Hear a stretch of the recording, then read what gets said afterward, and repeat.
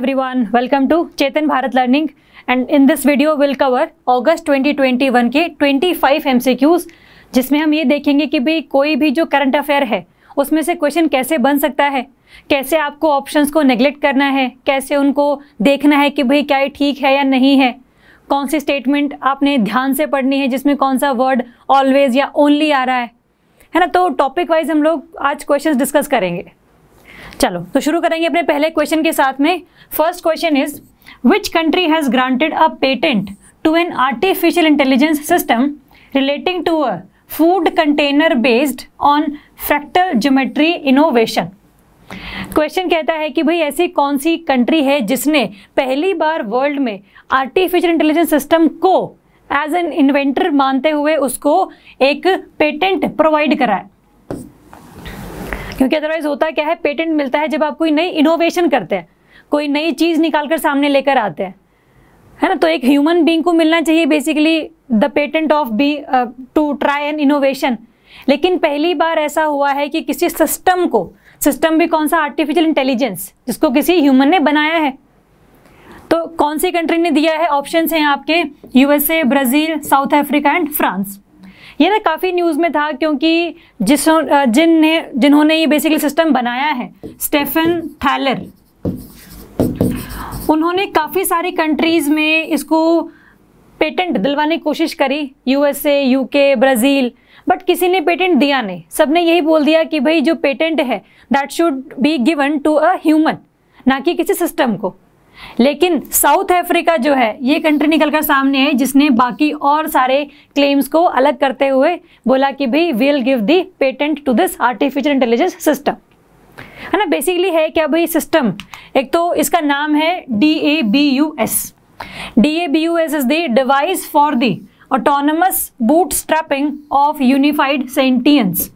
Question इसकी full form पर भी आ सकता है, क्वेश्चन ये भी आ सकता है पेटेंट सबसे पहली बार किसने दिया है, ये सिस्टम बनाया किसने है, स्टेफन थैलर ने, इस पर भी क्वेश्चन आ सकता है। साथ में बेसिकली क्या है ना कि इस पेटेंट को देने का सबसे बड़ा मकसद यही था कि एक ऐसा सिस्टम है जिसने खुद से ही चीज़ों को इन्वेंट कर लिया, खुद से ही उन फूड कंटेनर्स की हीट ट्रांसफ़र को लेकर, इमरजेंसी लाइटिंग को लेकर खुद से ही चीज़ें अपने आप इन्वेंट करनी शुरू कर दी ताकि जो ये कंटेनर्स हैं वो ख़राब नहीं हो। तो इसी वजह से इसको हम लोगों ने पेटेंट प्रोवाइड किया है। आप ये कंट्री ध्यान रखेंगे, इस सिस्टम का नाम ध्यान रखेंगे और इसकी फुल फॉर्म, और ये बेसिकली क्या है, it is the food container based on fractal geometry. इस पर भी क्वेश्चन आ सकता है, ठीक है। तो एक करंट अफेयर से कई सारे 5-6 टाइप के क्वेश्चन बन सकते हैं। तो एक ही बनाया है मैंने यहाँ पे, तो बाकी बता दिए हैं कि ये भी बन सकते हैं।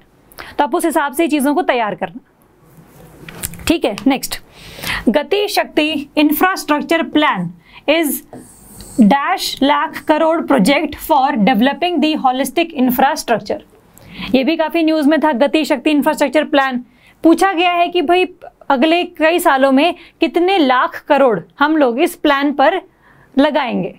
तो ऑप्शंस हैं आपके 100 लाख करोड़, 111 लाख करोड़, 120 लाख करोड़ और 128 लाख करोड़।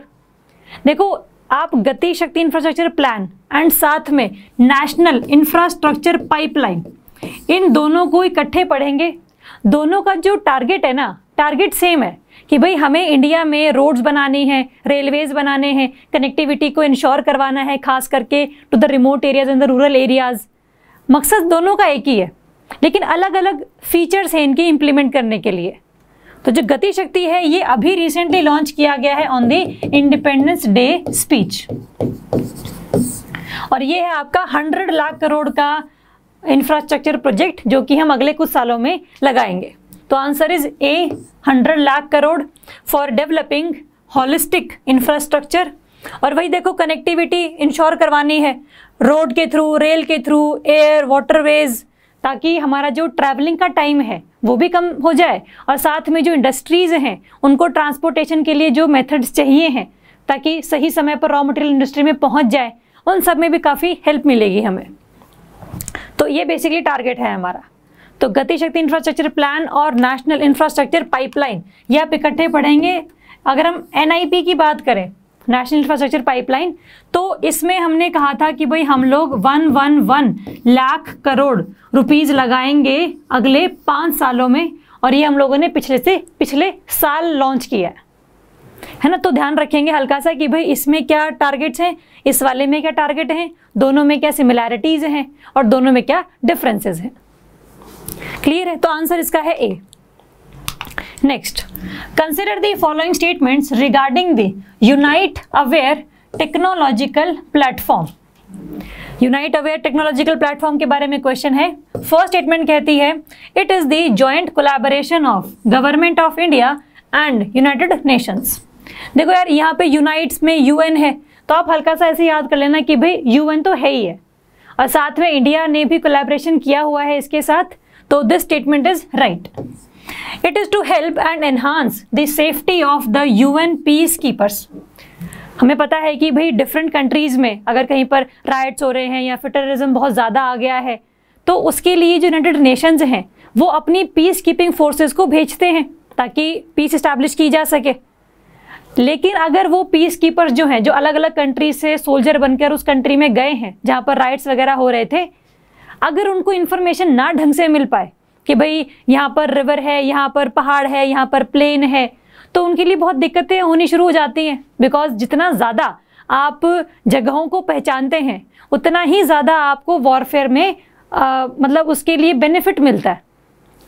तो यही चीज़ें प्रोवाइड करवाने के लिए जो यूनाइट अवेयर टेक्नोलॉजिकल प्लेटफॉर्म है, it is a mobile technological platform, जहाँ पर जो ये यूएन पीस कीपर्स हैं इनको उस टेरेन का सब कुछ बताया जाएगा कि भाई कहाँ पर क्या चीज़ प्रेजेंट है ना। तो इस वजह से हल्का सा क्या उनको बेनिफिट मिलेगा इन दी वॉरफेयर सिस्टम। तो दिस इज ऑल्सो राइट कि भाई ये उनकी सेफ्टी और उनको हेल्प करने के लिए बनाया गया है।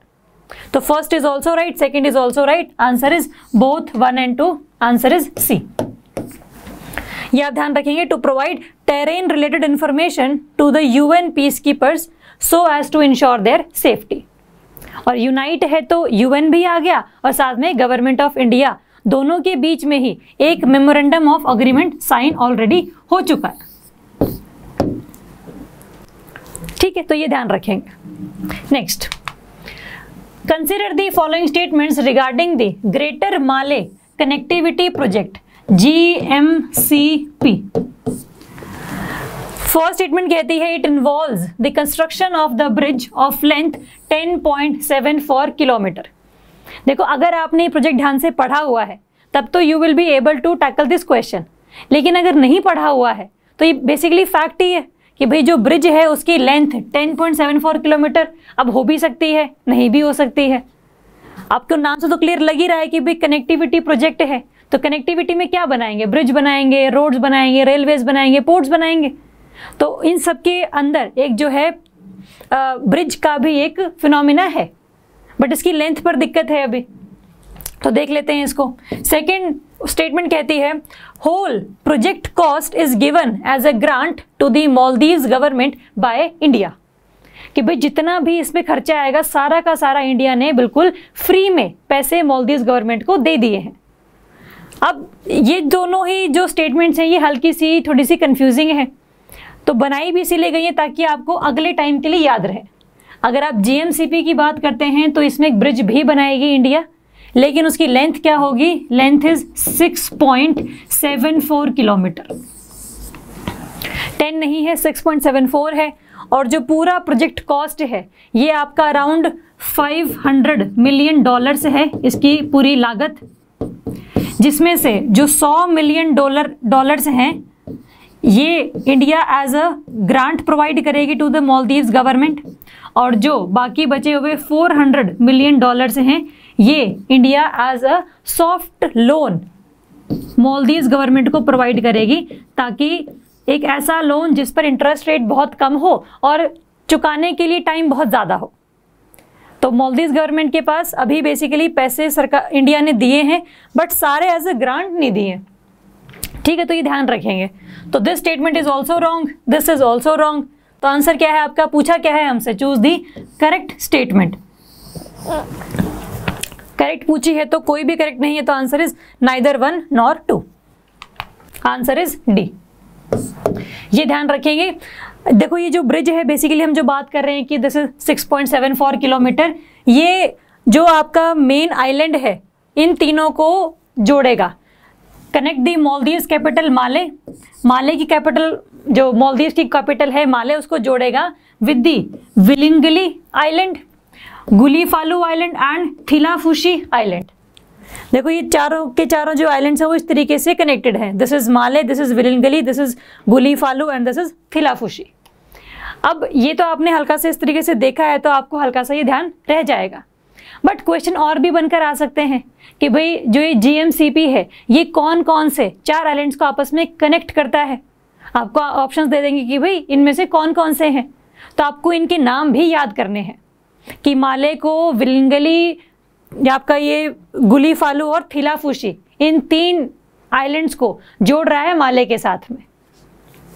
क्लियर है। और जो टोटल ग्रांट दी गई है $100 मिलियन की, और जो सॉफ्ट लोन है, लाइन ऑफ क्रेडिट है, दैट इज ऑफ $400 मिलियन।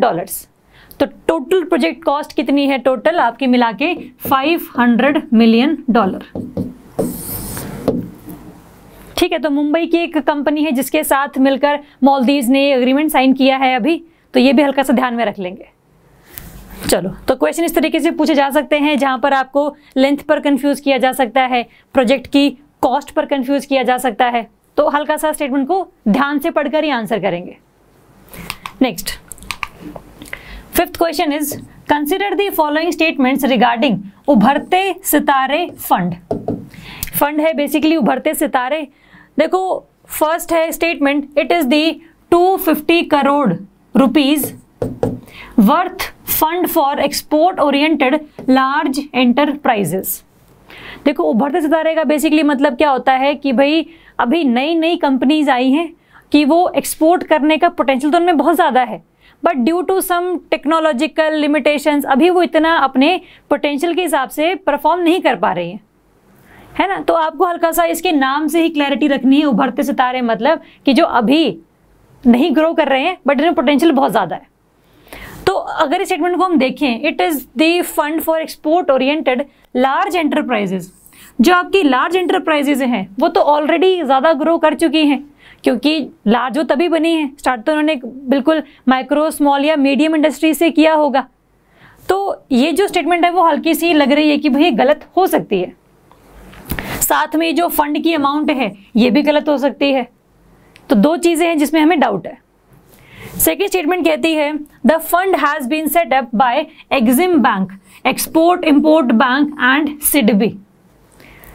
ठीक है। तो अगर हम उभरते सितारे की बात करें तो this is the fund of 250 crore rupees for the export oriented micro small and medium enterprises, MSMEs जो अभी पोटेंशियल उनमें है but due to lack of funds, due to lack of technology ये अपने पोटेंशियल पर खड़े नहीं उतर पा रहे, अभी स्ट्रगल कर रहे हैं बेसिकली।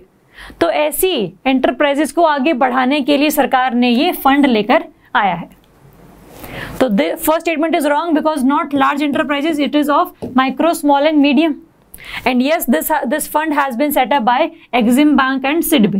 Exim Bank क्यों है? Because export oriented जो स्ट्रैटेजी है वो ज़्यादा हम फोकस कर रहे हैं, तो आप Exim Bank को वहाँ से याद कर लेंगे। साथ में SIDBI आपका स्मॉल इंडस्ट्रियल डेवलपमेंट है ना, तो ये भी हल्का सा उस तरीके से आप याद कर सकते हैं। तो first statement is wrong, second is right.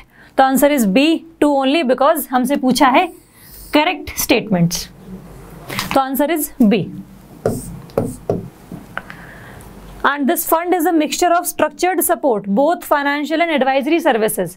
ऐसी MSMEs जो ग्रो करना चाहती हैं बट उनको पता नहीं कि भी करना क्या है, तो पहली बात तो फंड प्रोवाइड करेंगे, साथ में चीज़ें करनी कैसे हैं ये एडवाइसेस भी हम उन लोगों को देंगे, ताकि एक प्रॉपर होलिस्टिक एक स्ट्रेटजी हम लोग बना सके, ताकि इंडिया में जो micro small and medium enterprises हैं वो भी एक्सपोर्ट में अपना कंट्रीब्यूशन प्रोवाइड कर सके।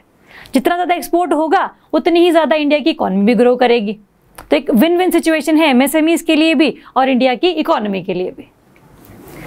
चलो नेक्स्ट।